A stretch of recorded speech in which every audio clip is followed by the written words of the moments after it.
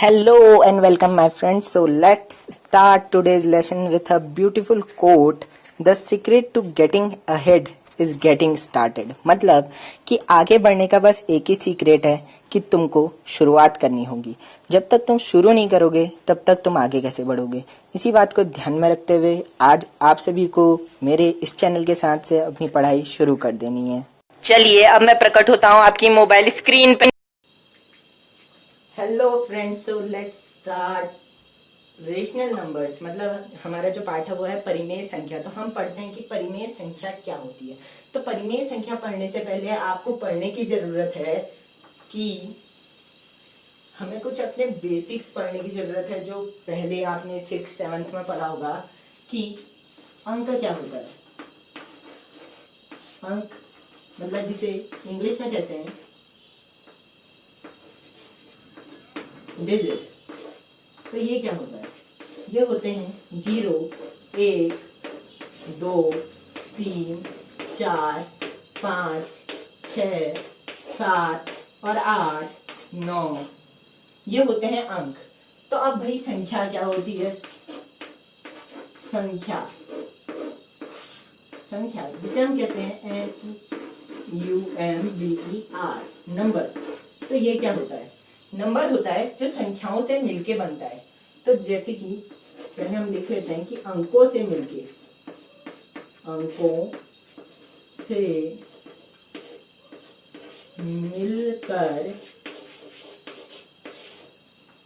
संख्याएं बनती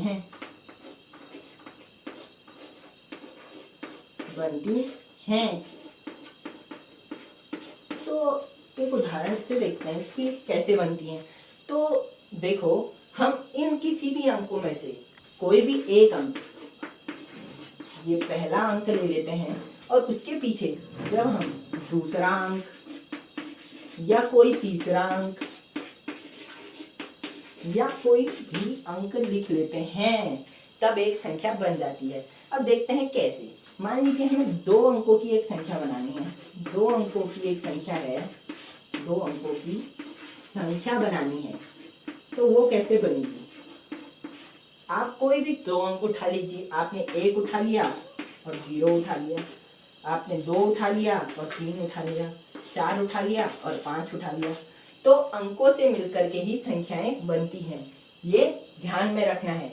तो अब बढ़ते हैं आगे. तो यार संख्या तो आपने बहुत बार देखी होगी. आप संख्या, अंक, आप इन चीजों से थोड़ा बहुत पहले से ही जानते होंगे. लेकिन जो नई चीज है जो शायद आपने क्लास 7th में पढ़ी होगी वो है संख्या रेखा. ये क्या होती है? अब देखिए, ये समझने वाली चीज है कि संख्या रेखा होती क्या है. संख्या रेखा क्या होती है? सीधी सी एक ये रेखा होती है जिसके हम दोनों सिरों को ऐसे कोनेदार बनाते हैं. रेखा जो होती है उसके दोनों सिरों पर कोने होने चाहिए. तो ये संख्या रेखा है तो इसके दोनों सिरों में कोने होंगे. इसके ठीक बीच के बिंदु को 0 से दर्शाते हैं. और इससे हमारे बाएं हाथ की तरफ जो नंबर होते हैं उन्हें ऋणात्मक, मतलब बाएं हाथ की तरफ जो इंटीजर्स होते हैं, जो पूर्णांक जिन्हें हम कहते हैं पूर्णांक, मतलब बाएं हाथ की तरफ जो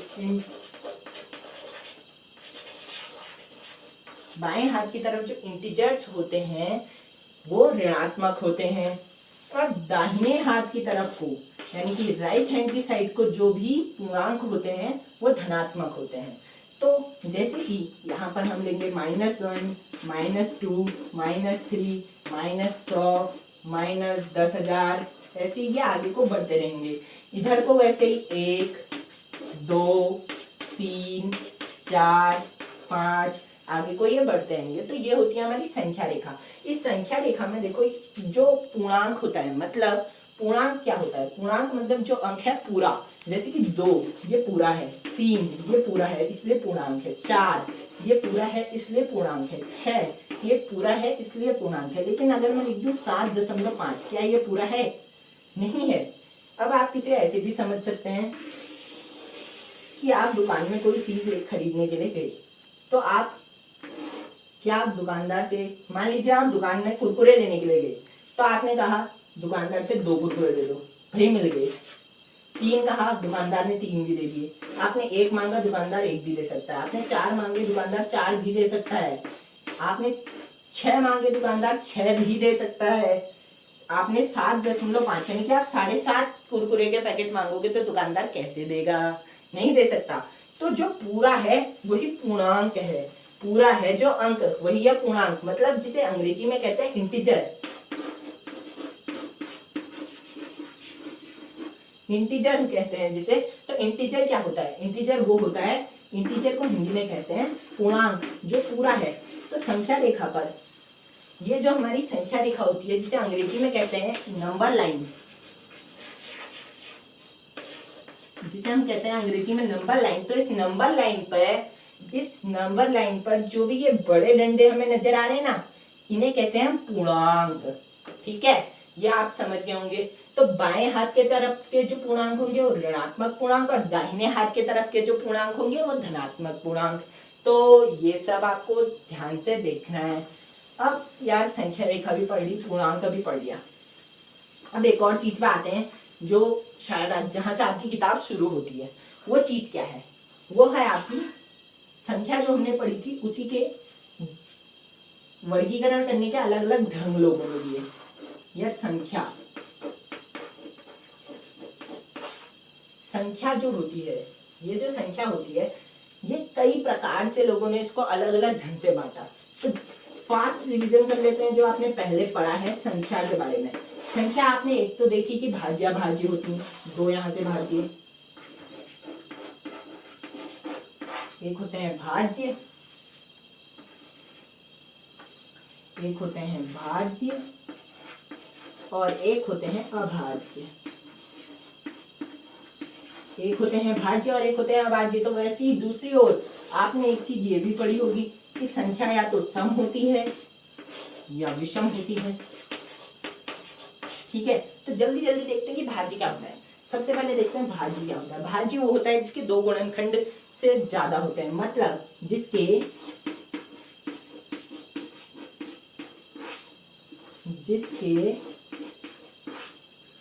2 से ज्यादा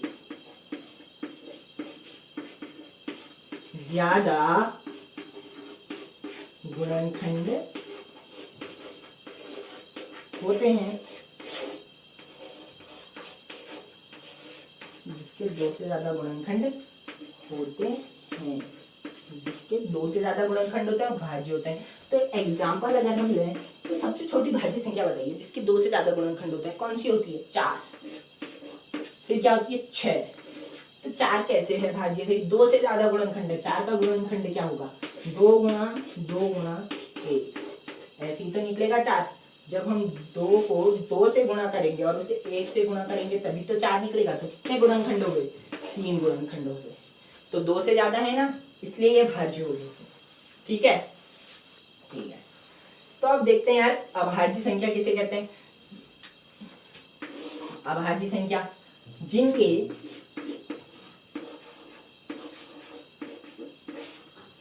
2 गुणनखंड होते हैं। तो जिनके 2 गुणनखंड होते हैं, ये थोड़ा सा टेढ़ा हो गया, इससे हम दोबारा लिख लेते हैं। जिनके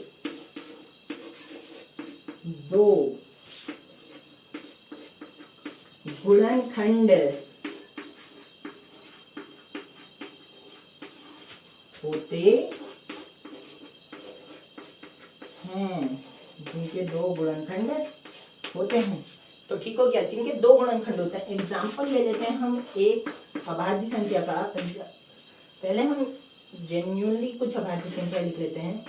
2, 3, 5, 7, 11, 13, 17, 19 और ये आगे को भी चलते रहती हैं। तो 2 को देखते हैं। चलो सबसे पहले तो 2 के गुणनखंड क्या हो जाएंगे? 2 गुणा 1, इससे आगे को तो नहीं हो सकता। तो कितने गुणनखंड आए? 2। ऐसी अगर मैं कहूँ हम 3 के गुणनखंड देखें तो 3 के कितने होंगे? 3 हो जाएगा। 3 गुणा 1, तो कितने गुणनखंड आए? 2 ही गुणनखंड आए। मतलब सभी अभाज्य संख्याओं के 2 ही गुणनखंड होते हैं। यार अब एक चीज और आती है, एक चीज यहाँ पर और आती है कि इन दोनों के बीच में होता है जीरो। वो ना भाज्य होता है ना अभाज्य होता है। कैसे? इन दोनों के बीच में आता है जीरो, जो नंबर लाइन के ठीक बीच बीच में होता है, लेकिन ये नंबर जो है, जो भाज्य और अभाज्य होते हैं, ये प्राकृत संख्याओं को पे देखे जाते हैं। तो हम जीरो को नहीं देखते, हम एक जो इस भाज्य अभाज्य का अपवाद है वो है एक, कि एक का जो एक के जब हम गुणनखंड करते हैं तो एक का बस एक ही गुणनखंड होता है। तो कई बार ये सवाल पूछा जाता है कि एक भाज्य है या अभाज्य, तो आपको सीधे सीधे क्या लिख देना है कि एक ना तो भाज्य है और नहीं अभाज्य है। अगर कारण पूछा जाए, अगर इसका कारण पूछा जाए तो कारण क्या है कि एक का बस एक ही गुणनखंड होता है। और अगर हम शून्य की बात करें, किसी को शून्य के बारे में भी पूछा जाता है कि शून्य भाज्य है या अभाज्य, तो शून्य भाज्य है या अभाज्य, भाई शून्य के कितने गुणनखंड होते हैं? शून्य को आप किसी भी संख्या से 1 2 3 4 5 गुणा कर लीजिए, आना क्या है? शून्य। तो शून्य एक भाज्य संख्या है। तो इससे आगे बढ़ते हैं। भाज्य अभाज्य हमने पढ़ लिया, क्योंकि आपने पहले ही पढ़ा है तो इसीलिए तेजी से पढ़ रहे हैं। सम तो शायद सभी जानते होंगे कि सम विषम संख्याएं क्या होती हैं। तो सम संख्या क्या होती है? सम संख्या जिसमें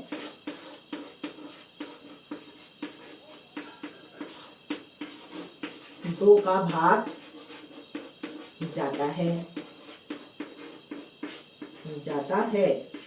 जिसमें दो का भाग जाता है सम, और जिसमें नहीं जाता, जिसमें दो का भाग जाता है मतलब पूरी बार जाता है, और जिसमें दो का भाग नहीं जाता पूरी बार, वो विषम। तो सम संख्याओं को हम कहते हैं इवन, और इन्हें कहते हैं हम ऑड। ठीक है, सम संख्याओं को हम कहते हैं इवन और विषम संख्याओं को कहते हैं हम ऑड। तो सब इवन नंबर्स क्या हो जाएंगे? इवन नंबर्स वो नंबर्स हैं which are divided by 2, जो 2 से डिवाइड हो जाते हैं, और ऑड नंबर्स वो हैं जो 2 से डिवाइड नहीं होते। ठीक है, ऑड इवन यानी कि सम विषम आपने देख लिया, यहाँ पे आपने भाज्य अभाज्य देख लिया। तो अब हम संख्या से थोड़ा सा आगे बढ़ते हैं। तो संख्या से जब हम आगे बढ़ेंगे तो यार इसको कई गणितज्ञ हुए, तो अब हम थोड़ा सा जो हमारे सिलेबस में है संख्या उस पर आते हैं। तो संख्या का संग्रह, दो संग्रहों की, इसमें कई संग्रह हैं संख्याओं के, तो उसमें से एक सबसे महत्वपूर्ण तो नहीं कहेंगे हम इसे, एक संग्रह है प्राकृत संख्याओं का संग्रह। तो प्राकृत संख्या क्या होती है यार? इसे कहते हैं इंग्लिश में natural number, NATURAL, natural NUMBER। यहाँ से हम अंग्रेजी और हिंदी दोनों में पढ़ेंगे, क्योंकि पहले का जो था वो तो आपने पहले ही पढ़ा होगा। तो प्राकृत संख्या क्या होती है? याद करो, पहले पढ़ा है तुमने। तो प्राकृत संख्या क्या होती है? प्राकृत संख्या मतलब जो प्रकृति में, मतलब जो नेचर में पहले से ही थे यार, वो प्राकृत संख्या है। जैसे कि हम एक आम का पेड़ ले लेते हैं, मान लिया हमने एक फल का पेड़ बनाया, इसमें लगे हैं आम, 1 आम, 2 आम, 3 आम और 4 आम। 4 आम लगे हैं। तो अब बताओ, हम इस पेड़ में मैंने पूछा भैया कितने आम लगे हैं, तुम कहोगे 4 आम लगे हैं। चलो मैंने 1 आम कम कर दिया, अब बताओ कितने आम लगे हैं? 3 आम लगे हैं। मैंने एक और आम कम कर दिया, अब तुम कहोगे यार 2 आम लगे हैं। अब मैंने एक और आम कर दिया, अब मैंने पूछा कितने आम लगे हैं?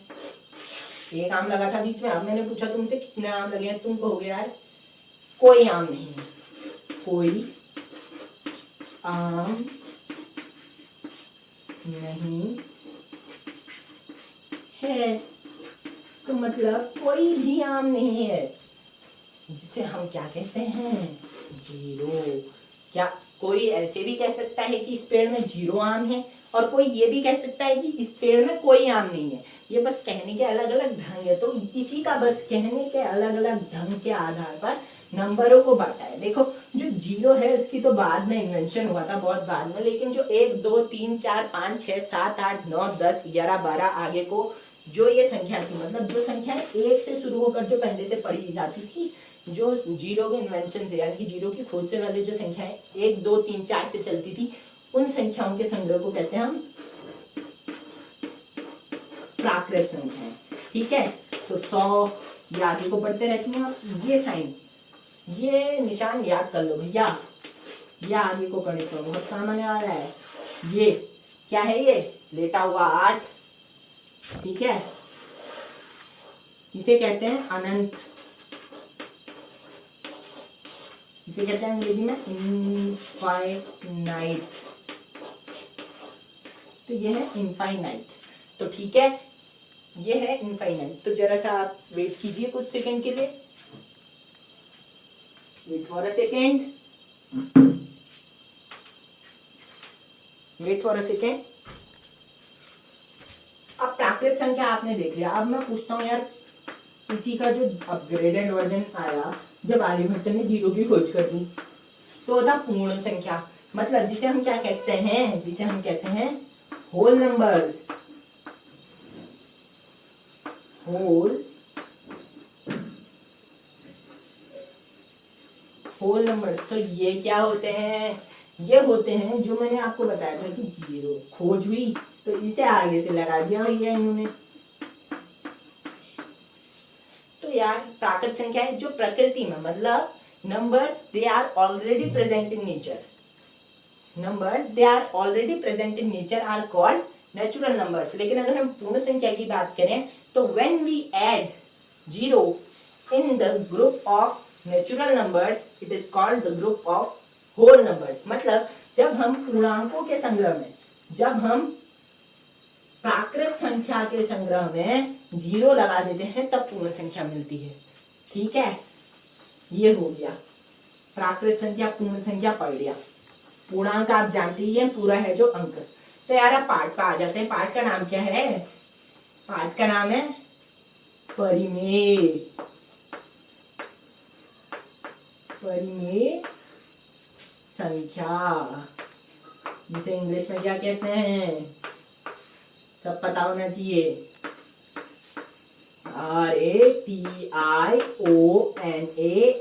रेशनल, NUMBER, जिसे कहते हैं रेशनल नंबर। तो यार ये क्या होता है, पता होना चाहिए, पढ़ा है तुमने क्लास 7th में। सोचो क्या होता है, याद नहीं आ रहा, चलो मैं बताता हूँ। परिमेय संख्या, डेफिनेशन जाओ, डेफिनेशन पे जाओ, होती क्या है, वे संख्याएं जिन्हें हम P/Q, मतलब P/Q के रूप में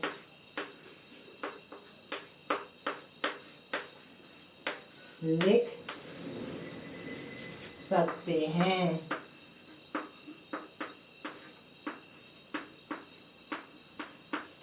जहां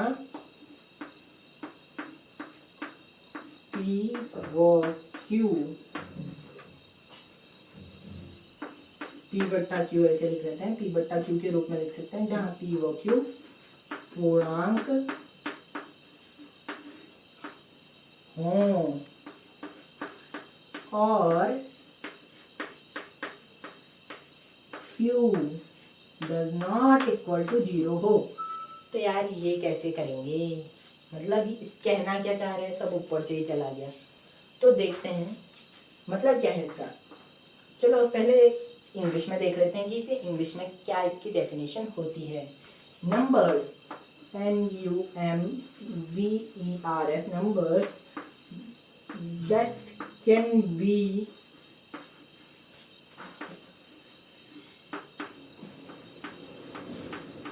written in form of P/Q where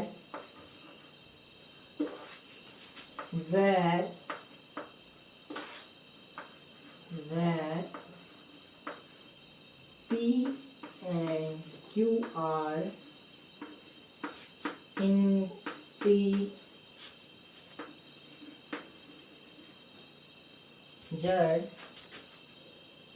and Q does not equal to 0 are called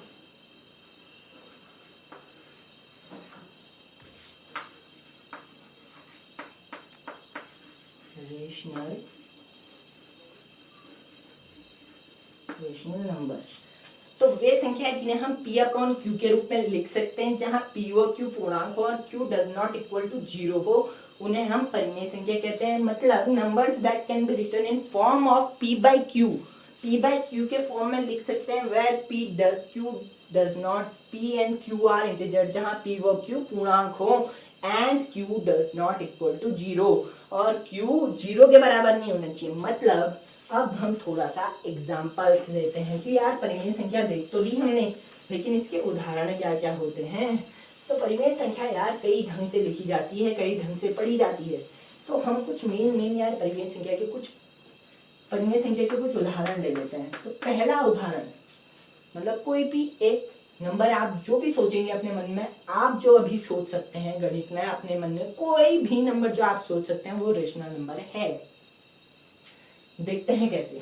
1/2, 2/4, 3/4, 5/6, 1.5, ये सब रेशनल नंबर है, मैं कह रहा हूं। अब बताओ कैसे। ठीक है, चलो ये 1 को लास्ट में लिख लेते हैं, 1। अब बताओ ये सब रेशनल नंबर है कैसे।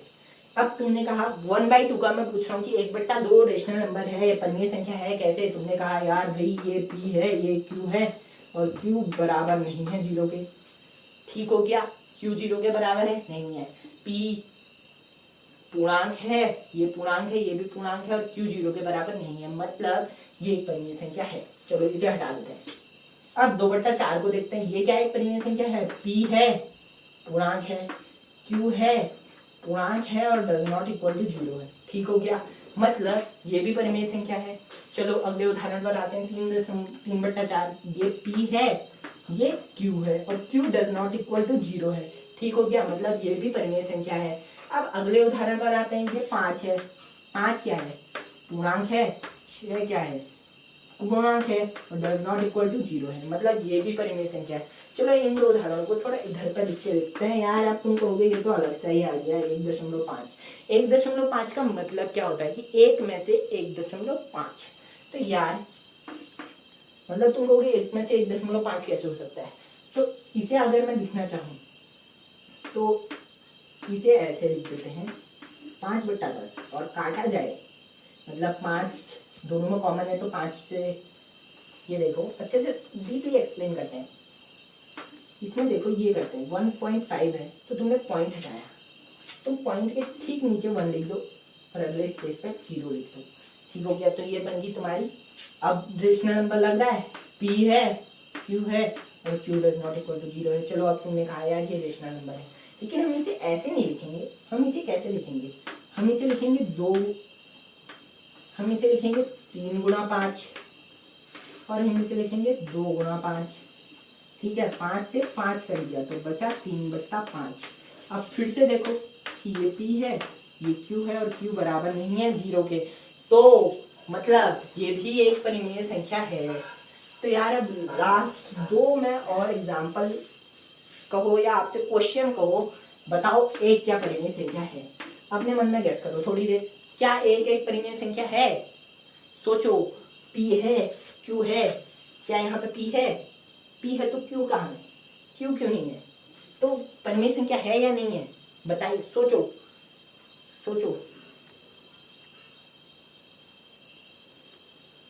सोच लिया, ठीक है। चलो कुछ कह रहे होंगे है, कुछ कह रहे होंगे नहीं है, कुछ कह रहे होंगे इसमें p है, q नहीं है, इसलिए परिमेय संख्या ही नहीं है। कुछ कह रहे होंगे कि यार ये q कुछ नहीं है, मतलब कुछ नहीं तो 0 के बराबर होता है, कुछ नहीं तो 0 के बराबर होता है, तो यहाँ पे 0 कर देंगे और q does not equal to 0 हो जाएगा, मतलब q इक्वल टू 0 हो जाएगा, तो ये परिमेय संख्या नहीं होगी। अब मैं बताता हूँ, मैं सही चीज बताता हूँ, मैंने तुम्हारी गलतियां बता दी। तुम गलत क्या कर सकते हो, तुम इसे ये सोच सकते हो कि कुछ नहीं का मतलब 0 होता है, कुछ नहीं का मतलब 0 होता है। अब मैं तुम्हें बताता हूँ, ये परिमेय संख्या है, एक परिमेय संख्या है। अब हम दोनों चीजों को लेके चलते हैं। हाँ, कि 1 है तो यार अब परिमेय संख्या तुमने कहा p अपॉन q कहाँ है, फिर अगर ये मैंने कह दिया है रेशनल नंबर है, तो तुम कहोगे पी अपॉन क्यू कहाँ है, तो मैं बनाता हूँ पी अपॉन क्यू इसे, तुम भी बना सकते हो जब तुम्हें आ जाएगा। ये कोई अंतर आया? एक का एक में भाग देंगे, उत्तर तो एक ही आना है, लेकिन हमने 1/1 को हमने 1/1 लिख दिया, तो अब पी क्यू नजर आ रहा है, अब पी भी नजर आ रहा है और क्यू भी नजर आ रहा है, और क्यू 0 के बराबर भी नहीं है, तो मतलब अब एक परिमेय संख्या है। और अब एक और लगातार खतरनाक सवाल कि क्या 0 परिमेय संख्या है? अब बताओ इसे, 0 क्या एक परिमेय संख्या है? अब तुम कहोगे यार क्या है, सोचो थोड़ी देर, जो हमने परिभाषा पढ़ी थी उस पर ध्यान दो, इस पर। तो यार 0 किसके बराबर है? 0 को अगर मैं 1 से भागा दे दूं तब भी मान 0 ही आना है, 0 को अगर मैं 2 से भागा दे दूं फिर भी वैल्यू 0 ही आनी है, 3। तो देखो ये p है, पूर्णांक है, और ये q है, पूर्णांक तो है ही है, सामने डज नॉट इक्वल टू 0 भी है, यहाँ सब जगह ये ऐसी होगा, मतलब 0 भी एक परिमेय संख्या यानी कि रेशनल नंबर है। तो ये तो आप समझ गए रेशनल नंबर होता क्या है आखिर में, पूर्णांक आप जानते हैं, संख्या, अंक, आप ये सारी चीजें आप जान चुके हैं। तो यार अब हर चीज के कुछ नियम होते हैं, बिना नियमों के जो ये गणित के नियम हैं, इन नियमों को आप इस चैनल की नेक्स्ट वीडियो में देखेंगे, जिसका लिंक आपको इसी चैनल में मिल जाएगा। Thank you.